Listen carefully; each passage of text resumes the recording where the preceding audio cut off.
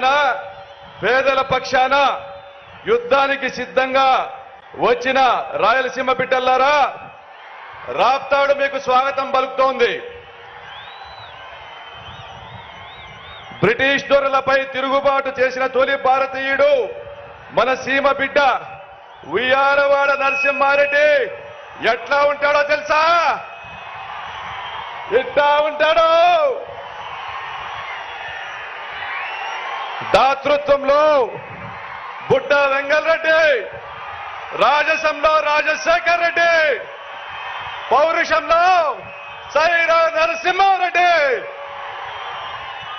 Sir, ఈ ప్రాంతం 21 సంవత్సరాల తెలుగుదేశం పాలనలో 100 ఏళ్లకు సరిపడా విషాదాన్ని చూసింది సార్. ఫ్యాక్షన్ హత్యల్ని చూసింది, రైతు ఆత్మహత్యల్ని చూసింది, కరువు కాటకాల్ని చూసింది, వలసలతో నిర్మానుష్యమైన గ్రామాల్ని చూసింది సార్. అయితే వైఎస్ జగన్మోహన్ రెడ్డి అనే నేను అని మీరు ప్రమాణ స్వీకారం చేసిన క్షణం నుండి నేటి వరకు ఫ్యాక్షన్ హత్యలు లేవు, రైతు ఆత్మహత్యలు లేవు, కరువు కాటకాలు లేవు, వలసలు అసలే లేవు సార్. ఈరోజు మీ నాయకత్వంలో రాయలసీమ ఒక పవర్ జంక్షన్ లా మారింది సార్.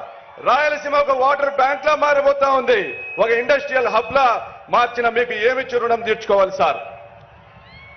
మిత్రులారా, ఒకటి గుర్తించండి, జగనన్న ప్రతి గడప ముంగటికి ప్రభుత్వాన్ని తెచ్చాడు. పచ్చరాజ్యంలో కాళ్ళు పట్టుకుంటే కానీ పథకాలు వచ్చేవి కాదు. ఈరోజు కాలు మీద కాలు వేసుకొని కూర్చున్న పథకాలు వస్తున్నాయి. ఎట్లాగో తెలుసా? పుష్ప సినిమా చూసారా?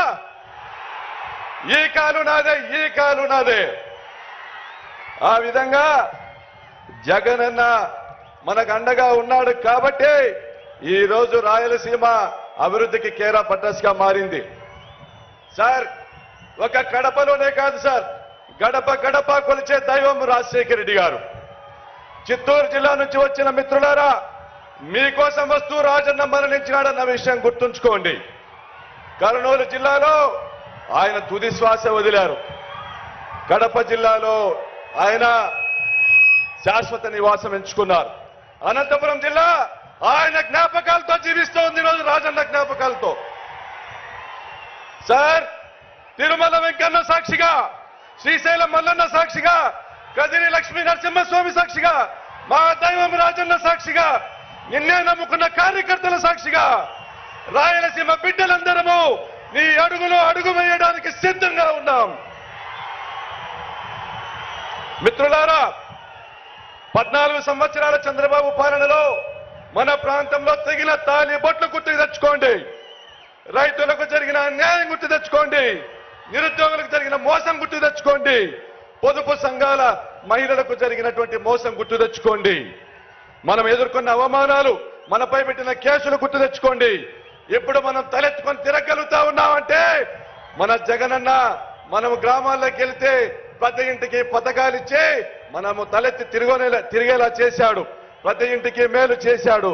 కాబట్టి ఈ రోజు మనము పెత్తందారులతో యుద్ధానికి సన్నద్ధంగా ఉన్నామా?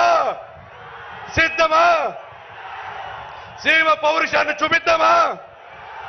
జగనన్న తెచ్చిన స్వేచ్ఛ స్వాతంత్రాలను కాపాడుకుందాం. జై జగన్, జై జగన్, జై జగన్, జోహార్ వైఎస్ఆర్.